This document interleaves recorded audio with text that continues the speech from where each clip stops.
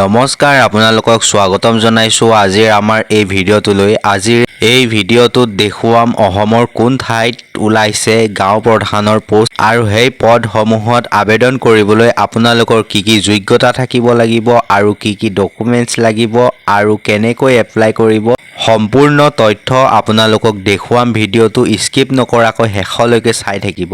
ইয়াতে স্পষ্টকৈ এডভাৰটাইজমেণ্টত দেখাই দিয়া হৈছে ক'ত কিমান কি পোষ্ট আছে। 18টা টোটেল পোষ্ট আছে ইয়াতে গোলাঘাট ডিষ্ট্ৰিক্টত।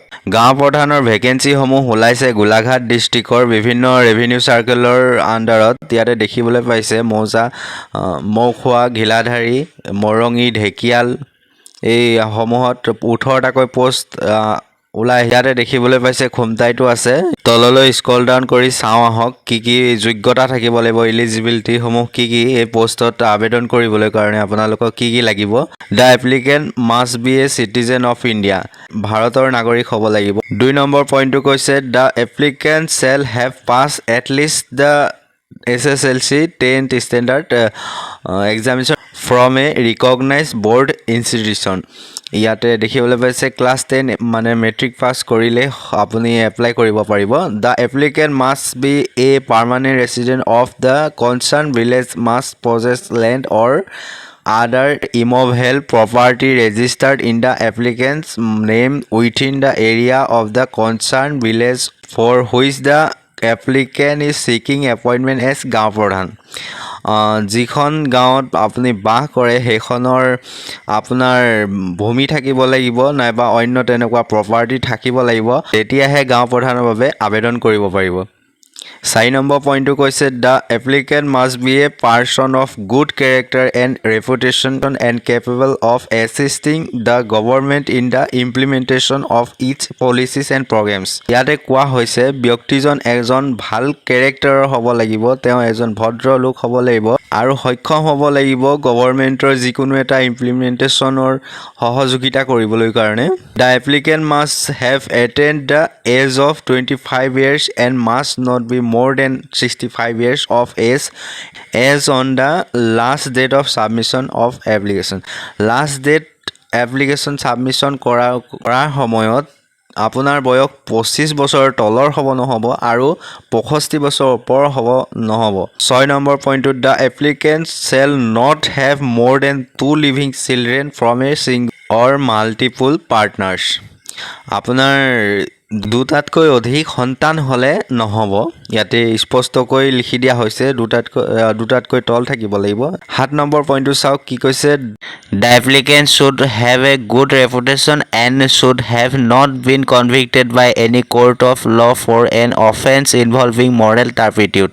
ইয়াতে কোৱা হৈছে ভাল এজন সুনাম থকা ব্যক্তি হ'ব লাগিব আৰু কোৰ্টৰ আইনৰ দ্বাৰা কোনো ধৰণৰ দোষী সাব্যস্ত হৈ থাকিব নহ'ব। The applicant should be physically and mentally fit to discharge the duties and responsibilities of a village head কাম গাঁও প্ৰধান। ভিলেজখনৰ হেড হিচাপে মুৰব্বী হিচাপে গাঁও প্ৰধান হৈ আপোনাৰ ৰেছপনচিবিলিটি যিখিনি ডিউটি সেইখিনি সম্পূৰ্ণ কৰিবলৈ ফিজিকেলি আৰু মেণ্টেলি মানে শাৰীৰিক আৰু মানসিকভাৱে সক্ষম হ'ব লাগিব, তেতিয়াহে আপুনি আবেদন কৰিব পাৰিব। ৰেমিউনাৰেশ্যন মাননি, ইয়াতে মাননিৰ বিষয়ে দিয়া হৈছে the selected candidate shall be entitle to a fix monthly remuneration of rupees 14,000 only or charge may be fixed by the government from time to time. চৰকাৰৰ দ্বাৰা বিভিন্ন সময়ত এইটো সলনি কৰা হ'ব পাৰে। 14,000 তেওঁৰ দৰমহা হ'ব। ডকুমেণ্টছ টু বি আপলোডেড, কি কি ডকুমেণ্টছ দিব লাগিব ইয়াতে চাওঁ আহক। Self attested copies of educational qualification certificate of SSLC examination. 10th পাছৰ আপোনাৰ যিখন চাৰ্টিফিকেট হয় সেইখন চেল্ফ এটেষ্ট আপুনি তাতে নিজে ছিগনেচাৰ কৰি আপলোড কৰিব লাগিব।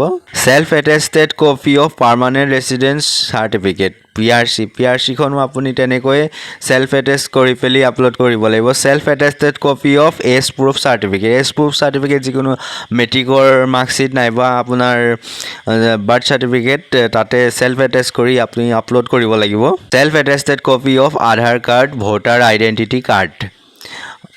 আধাৰ কাৰ্ড নাইবা ভোটাৰ কাৰ্ড আপুনি সেলফ এটেষ্ট কৰি আপলোড কৰিব লাগিব self attested copies of the latest land revenue receipt jamabandi land holding certificate and other relevant land documents pertaining to the concern village সেই ভিলেজখনতে যিখনত আপুনি আবেদন কৰিব সেইখনৰে আপোনাৰ জমাবন্দী নাইবা ৰেভিনিউ ৰিচিপ্ট এইবিলাক মাটিৰ ভূমি সম্পৰ্কীয় ডকুমেণ্টছ থাকিব লাগিব Affidavit, self-declaration regarding the number of living children from a single or multiple partners.